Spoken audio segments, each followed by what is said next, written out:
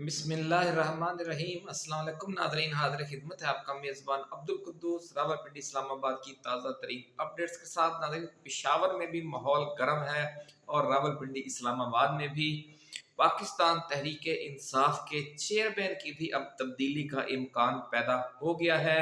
Barrister Gauhar पर भी establishment का स्वीट बॉय होने का इल्ज़ाम है। इमरान खान किस लीडर को पीटीआई का अब मरकजी चेयरमैन बनाने पर गौर कर रहे हैं, ये एक्सक्लूसिव खबर भी आज हम आपके साथ शेयर करेंगे। इसके साथ साथ खान ने जो पंजाब असम्बली की कायमा कमेटियां हैं उसकी सरबराही से भी इस्तीफे देने का हुक्म दे दिया है। यूं आहिस्ता आहिस्ता बात मुकम्मल तब्दीली की तरफ बढ़ रही है। बांग्लादेश मॉडल नेपाल मॉडल की तरफ जा रही है। यानी जो पीटीआई है वो मौजूदा जो सिस्टम है उससे बाहर निकलकर जदोजहद के रास्ते पर चल पड़ी है। पीटीआई की रीस्ट्रक्चरिंग भी हो रही है। पीटीआई के ओहदे भी तब्दील हो रहे हैं। जो बड़ी तब्दीलियां होने जा रही हैं, खैबर पख्तूनख्वा हुकूमत में वजारतें तब्दील होंगी, वज़ीर आला तब तब्दील हो गया है। तो ये सारी तब्दीलियां किस तरफ जा रही हैं और नई क़यादत कौन आ रही हैं। जो मरकजी सेक्रेटरी इत्तलात हैं शेख वक्कास अकरम, उनकी भी छुट्टी हो गई है। ये दोनों सबसे बड़े चमचे थे वज़ीर आला गंडापुर के, जो बैरिस्टर गौहर और शेख वक्कास अकरम हैं। तो दोनों की छुट्टी करने का फैसला कर लिया गया है। ये सारी तफसील भी आपको बताएंगे कि नई शख्सियात कौन आ रही हैं। अब नाज़रीन, जो इस्टेब्लिशमेंट और हुकूमत की तरफ से एक बार फिर नंबर गेम के चक्कर में पड़ गए हैं।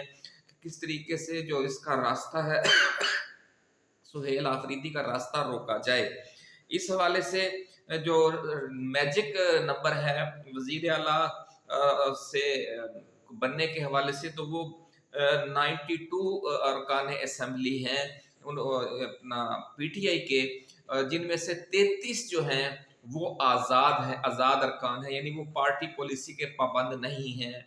इन 33 पर क्या बुरी नज़र रखी हुई है कुछ लोगों ने, कुछ तबकों ने, ताकतवर हल्कों ने, और कोई नई गेम डालने की क्या स्टोरी है, इस हवाले से क्या सीना गलत और अफवाहें चल रही हैं, ये भी तफसील हम आपको बताएंगे। इसके साथ साथ नाज़रीन, गजा में हमास और इसराइल के दरमियान जंग बंदी मुआहदे के पहले फेज पर इत्तफाक हो गया है और गजा में एक बार फिर जश्न का समा है। कैदियों का जो तबादला हो रहा है उसे हमास की बड़ी फतह करार दिया जा रहा है और इस फतह ने इमरान खान का वो मौक़िफ़ एक बार फिर दुरुस्त साबित कर दिया है कि आप ये जो दहशतगर्दी के खिलाफ जंग है इसको आप सियासी तरीके से ही जीत सकते हैं, पुरअमन ज़राए से लड़कर। ना अमेरिका अफगानिस्तान में जीत सका है, ना इसराइल हमास को तबाह कर सका है, ख़त्म कर सका है। आज वो उसी के साथ एक शर्मनाक कैदियों का तबादला करने पर मजबूर हुआ और कितनी बड़ी तादाद उसे हमास के लोगों को छोड़ना पड़ा, जिनको वो दहशतगर्द कहता है, अपने चंद सिपाहियों, अपने चंद इसराइली सिपाहियों के बदले में या शहरियों के बदले में। ये तफसील बड़ी अहम है, वो आज हम आपके साथ शेयर करेंगे।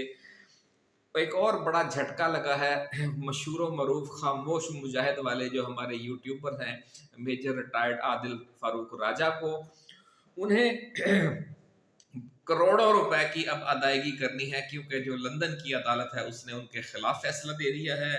कितना उनको जुर्माना हुआ और कितने 100 पाउंड जो है या 1000 पाउंड बल्कि उन्हें अखराजात की मद में major retired brigadier retired Rashid Naseer को अब अदा करने होंगे। बड़ा मशहूर केस था, तो आज का दिन बड़ा सख्त दिन था आदिल राजा के लिए।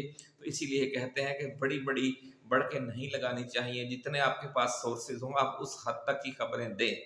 तफसील में जाने से पहले नाजरीन, हम अपने नए आने वाले दोस्तों को याद दिलाना चाहते हैं कि ये चैनल आपका अपना है, ताज़ा तरीन और एक्सक्लूसिव खबरें लेकर आता है, इसलिए आप इसे सब्सक्राइब करना और फॉलो करना न भूलिए। वीडियो को लाइक भी करें, शेयर भी करें, और ये वीडियो पसंद आई या हमारी टाइमलाइन पर मौजूद कोई और वीडियो अच्छी लगे तो आप उसे शेयर भी करें ताकि चिराग से चिराग जलता जाए। नाज़रीन, पाकिस्तान तहरीक इंसाफ के जो चेयरमैन की तब्दीली के हवाले से एक्सप्रेस न्यूज़ ने खबर दी है, ज़राए के हवाले से, पार्टी के काबिल एतमाद अंदरूनी ज़राए के हवाले से, कि इमरान खान जो बैरिस्टर गौहर हैं उनको भी तब्दील करने का फैसला कर चुके हैं। उन पर इल्ज़ाम है कि उन्होंने पिछले 1.5 साल 2 साल اسٹیبلشمنٹ کی گیم کھیلی اور اندر سے وہ ملے ہوئے تھے اپنا وزیر اعلیٰ گنڈا پور کے ساتھ. اسی طرح شیخ وقاص اکرم جو مرکزی سیکرٹری اطلاعات ہیں وہ بھی اندر سے ملے ہوئے تھے گنڈا پور کے ساتھ اور مستقل طور پر پشاور میں ہی زیادہ تر مقیم رہتے تھے. اور پی ٹی آئی کے جو اجلاس ہوتے تھے آن لائن اجلاس ان میں یہ دونوں لیڈر سمجھ لیں کہ کرائے کے سپاہی کا کردار ادا کرتے تھے, گنڈا پور کے کرائے کے سپاہی کا کردار. اب جو خبر آئی ہے وہ یہ ہے کہ جنید اکبر خان کو پاکستان تحریک انصاف کا مرکزی چیئرمین بنایا جا رہا ہے اور جو شیخ وقاص اکرم ہیں ان کی جگہ مرکزی سیکرٹری اطلاعات کا عہدہ واپس دوبارہ رؤوف حسن کو دیا جا رہا ہے جن کے پاس یہ عہدہ پہلے بھی موجود تھا. تو عمران خان بڑی تیزی سے اپنے صفوں سے جو غدار ہیں جو ڈبل کراس لوگ ہیں ان کی اب چھانٹی کر رہے ہیں اور قائمہ کمیٹیوں سے جو وہ قومی اسمبلی کی تھی اس سے پہلے استعفے دیے جا چکے ہیں. اب پنجاب اسمبلی کی قائمہ کمیٹیوں سے بھی استعفے دینے کا حکم دے دیا ہے.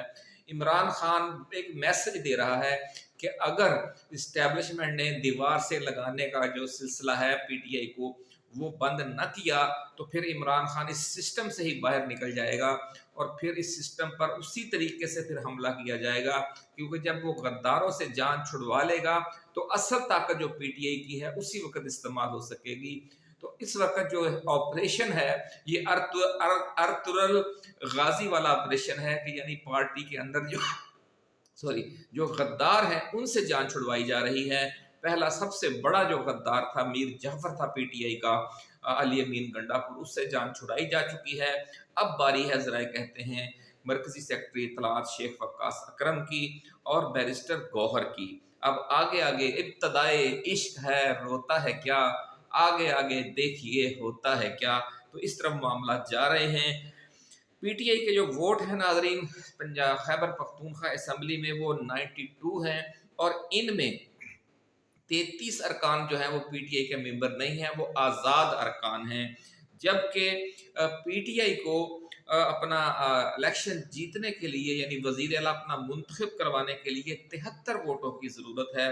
تو یعنی اگر جو اسٹیبلشمنٹ ہے اور اپوزیشن جماعتیں ہیں وہ پی ٹی آئی کے 20 یا 21 ارکان ان 33 آزاد ارکان میں سے توڑ لیتے ہیں تو پھر جو ہے راستہ روکا جا سکتا ہے. یہ اپنا وزیر اعلیٰ خیبر پختونخوا جو نئے بننے جا رہے ہیں سہیل آفریدی ان کا. لیکن ذرائع یہ کہتے ہیں کہ یہ سب چائے کی پیالی میں طوفان ہے. جو 92 ووٹ ہیں ان میں سے ایک بھی نہیں ٹوٹے گا بلکہ گنڈا پور بھی مجبور ہے کہ وہ ووٹ دے گا سہیل آفریدی کو, کیونکہ کوئی گیم اب نہیں بننے والی.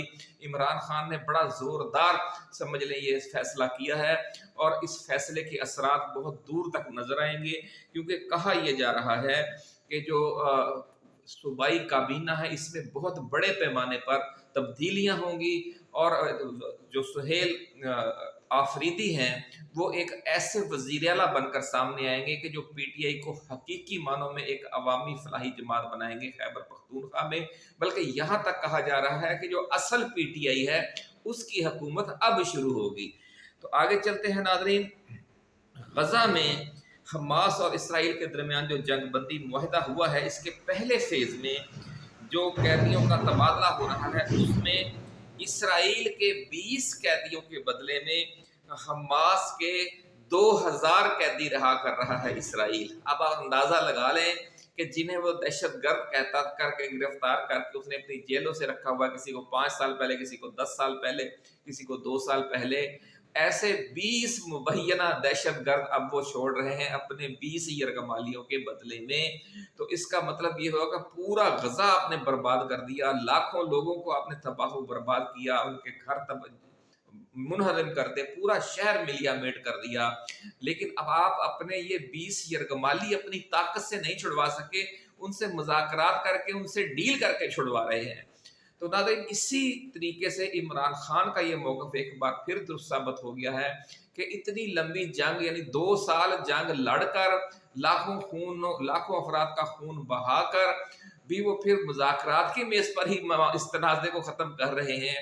تو کیا ضرورت تھی اتنا ظلم ڈھانے کی, اتنی قیامت برپا کرنے کی اور معصوم عورتوں اور بچوں کی آہیں اور بد دعائیں لینے کی. تو یہ بات پہلے بھی مذاکرات کی ٹیبل پر ہی اگر طے کر لی جاتی تو اسی طرح عمران خان کہہ رہا ہے کہ بھئی ہمیں اس جنگ کو طول نہیں دینا چاہیے، بلکہ اس کو یہ تو مطلب کہ اگر افغانستان سے بھی آخر 20 سال بعد امریکہ مذاکرات کر کے ہی باہر نکلا اور انہی دہشت گردوں کے حوالے حکومت کر گیا طالبان کے، جن کے ساتھ وہ وار آن ٹیرر لڑتا رہا تھا، تو اس طرح کہتے ہیں نا، خود تجربے کی بھٹی کا ایندھن بننے کی بجائے ہمیں دوسروں کے تجربات سے سیکھنا چاہیے۔